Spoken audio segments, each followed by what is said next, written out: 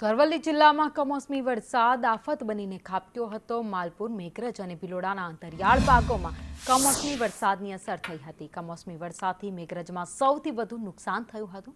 મેઘરજના ટીડીઓનું જણાવ્યું છે કે સર્વેની કામગીરી શરૂ થઈ ગઈ છે અને 15 દિવસમાં નુકસાનીની સહાય ચૂકવી દેવામાં આવશે। વાવાઝોડાના લીધે અમારા ઘરના નળિયા અને પતરાતા સાવ ફૂટી ગયા છે।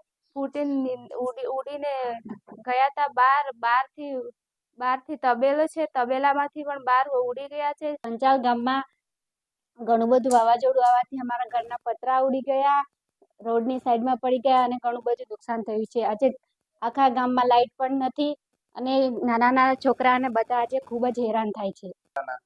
મેઘરજ તાલુકાના અંતરિયાળ ગામો કે જે નવા ગામ, કસાણા, ગેડ, કસાણા, પંચાલ વિસ્તારમાં બહુ મોટા પાયે નુકસાન થવા પામેલ છે, જેમાં અંદાજે 145 થી 50 જેવા આવાસોને ઓછા વત્તા પ્રમાણે નુકસાન થયેલ છે।